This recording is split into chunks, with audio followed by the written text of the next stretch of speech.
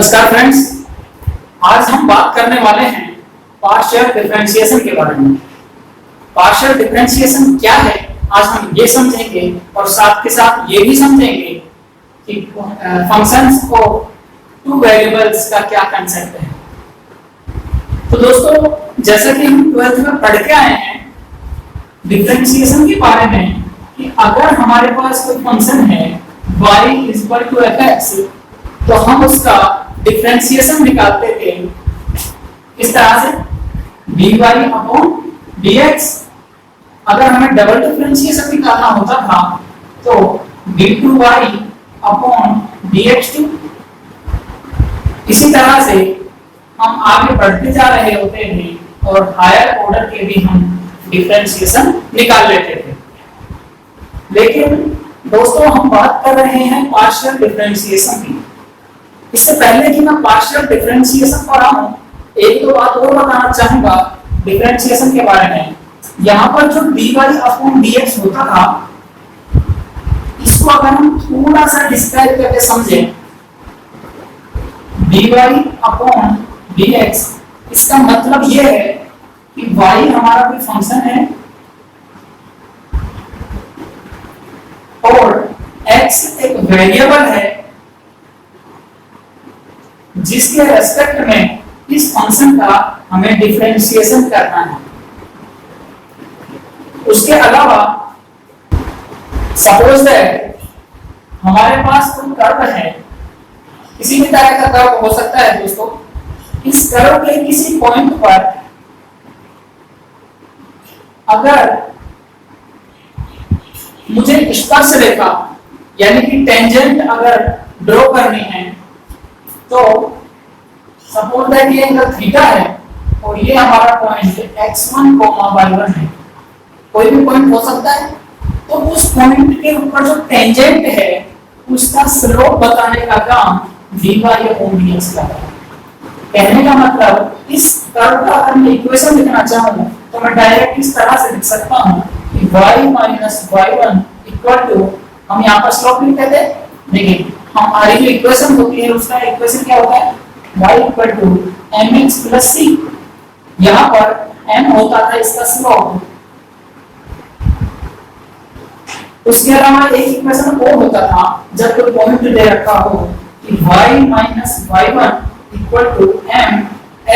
mx - x1। तो y1 और x1 तो पॉइंट हमें दे रखा है, हमें चाहिए स्लोप। तो स्लोप होगी dy/dx उस पॉइंट पर। तो यहाँ पर हम इक्वेशन लिखेंगे y-y1 = mx - x1 और m की वैल्यू लिख लेंगे। m की वैल्यू क्या है, dy/dx। लेकिन ये उस पॉइंट पर है, किस पॉइंट पर, y1 x1 x1 y1 point पर है। तो हम यहाँ पर लिखेंगे dy/dx। या फिर इसको हम इस तरह से लिखेंगे कि dy/dx x1, y1 पॉइंट पर ये वैल्यू, और ये हमारा फाइनल इक्वेशन आ जाता है। ये हमारा फाइनल इक्वेशन आ जाता है। तो कहने का मतलब ये दोस्तों कि पार्शियल डिफरेंशिएशन पढ़ने से पहले हमने जो कंसेप्ट अभी पढ़ा डिफरेंशिएशन का, तो डिफरेंशिएशन के जरिए हम किसी भी इक्वेशन का स्लोप पता कर सकते हैं। किसी भी फंक्शन के किसी भी पॉइंट पर अगर कोई टेंजेंट खींची जाती है तो उसका क्या स्लोप है ये बता सकते हैं। अब आते हैं हम हमारे टॉपिक पर, पार्शियल डिफरेंशिएशन पर। दोस्तों, जैसा कि अभी आपने देखा कि डिफरेंशिएशन का जो कंसेप्ट था वो एक वेरिएबल के लिए था, यानी कि y = fx जब था तो dy/dx हम फाइंड कर पा रहे थे। लेकिन अगर सपोज दैट कोई z हमारे पास फंक्शन है कुछ इस तरह से कि वो x और y से रिलेट करता है।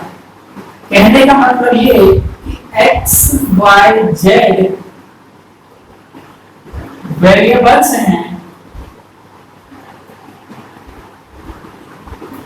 x, y और z तीन ऐसे वेरिएबल हैं जो कि एक दूसरे से रिलेट करते हैं। किस तरह से रिलेट करते हैं? इस फंक्शन के फॉर्म में रिलेट करते हैं। तो हम बात करेंगे पार्शियल डिफरेंशिएशन की। अब थोड़ा सा और आगे बढ़ते हैं कि पार्शियल डिफरेंशिएशन को जब हम डिनोट करते हैं तो कुछ इस तरह से करते हैं। सपोज दैट जो फंक्शन हमारा z है उसका मुझे x के रेस्पेक्ट में पार्शियल डिफरेंशिएशन चाहिए, तो करली z अपॉन करली x। इसका मतलब यह है कि z हमारा फंक्शन है और x क्या है? एक वेरिएबल है जिसके रेस्पेक्ट में हम डिफरेंशिएशन कर रहे हैं। अब आप कहोगे कि सर डिफरेंस क्या होगा, क्योंकि हम यहाँ पर भी तो यही लिख रहे थे कि y एक फंक्शन है और x एक वेरिएबल है। फिर आप कहोगे कि सिर्फ d अपॉन d की जगह करली अपॉन करली लिख दिया। नहीं, एक डिफरेंस ये है दोस्तों कि यहाँ पर x वेरिएबल है और y को हम यहाँ पर कांस्टेंट कंसीडर करके चलेंगे। एग्जांपल के लिए अगर हम बात करें कि x² plus y² plus 2xy, suppose that कोई मेरी इक्वेशन है। अगर मुझे सिर्फ डिफरेंशिएशन सिंपल करना है तो dz अपॉन dx लिखूंगा। ध्यान रहे dz अपॉन dx का मतलब है उसका डिफरेंशिएशन हो रहा है। तो यहाँ पर जो x के टर्म है सिर्फ उन्हीं का डिफरेंशिएशन होगा। y तो कांस्टेंट है क्योंकि हमें बताया ही नहीं है, तो 0 हो जाएगा। यहाँ पर होगा 2x प्लस इसका 0 हो गया प्लस इसमें y का हमें कुछ बताया नहीं तो कांस्टेंट ही है और x का 1 हो गया, यानी हमारा आंसर आ गया ये। लेकिन अगर इसी एग्जांपल को मैं पार्शियल डिफरेंशिएशन के फॉर्म में सॉल्व करूं तो मैं ये लिखूंगा कि करली z अपॉन करली x मींस एक इसमें दो वेरिएबल है, एक x और एक y। तो मैं सबसे पहले निकालूंगा करली z अपॉन करली x। तो उसको निकालने का तो बिल्कुल तरीका वही है जैसा हम डिफरेंशिएशन में करते थे कि आप यहाँ पर x है तो आप x को वेरिएबल मानिएगा और y को कांस्टेंट मानिएगा। तो सिंपल आ जाएगा 2x प्लस 0 प्लस यहाँ से आएगा 2y। ठीक है, उसके अलावा जो देखिए यहाँ पर तो हमारा काम यही खत्म हो गया, लेकिन यहाँ पे हमारा काम यहाँ खत्म नहीं होगा। क्यों? क्योंकि इसमें दो वेरिएबल, एक बार मैंने x के साथ कर लिया, अब दूसरी बार मुझे करना पड़ेगा y के साथ। करली z अपॉन करली y इक्वल टू यहाँ से हो जाएगा ये 0 हो जाएगा, ये हो जाएगा 2y प्लस यहाँ से होगा 2x y का 1। कहने का मतलब दोस्तों ये कि जब हम बात कर रहे थे सिंपल डिफरेंशिएशन की तो हमारा आंसर आया ये, लेकिन हम बात की पार्शियल डिफरेंशिएशन की तो हमारे रिजल्ट आए 2 और 2। तो दोस्तों आज के इस ट्यूटोरियल में हमने दो बेसिक कंसेप्ट समझे हैं।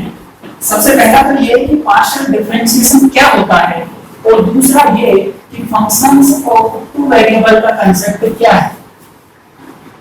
कहने का मतलब ये कि सबसे पहला तो पार्शियल डिफरेंशिएशन की अगर हम बात करें तो कोई भी फंक्शन आपके पास अगर दे दिया जाता है तो उसको आप करली z अपॉन करली x और करली z अपॉन करली y फाइंड कर लेंगे।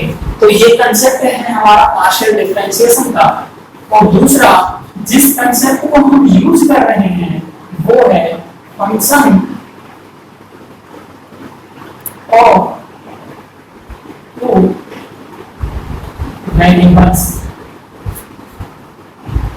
तो आज के ट्यूटोरियल में फ्रेंड्स इतना ही। दोस्तों यदि आपने मेरा चैनल अभी तक सब्सक्राइब नहीं किया है तो प्लीज अभी कर लीजिएगा और रिंग बेल के बटन को भी ऑन कर लीजिएगा ताकि इस तरह की और वीडियोस जब मैं अपलोड करूं तो आप तक नोटिफिकेशन पहुंच जाए। तो दोस्तों अगर आपको वीडियो पसंद आया हो तो लाइक कीजिएगा और दोस्तों के साथ शेयर कीजिएगा। और अगर आपका कोई भी क्वेरी हो तो मेल के जरिए या फिर कमेंट बॉक्स में कमेंट करके आप मुझसे बात कर सकते हैं। धन्यवाद।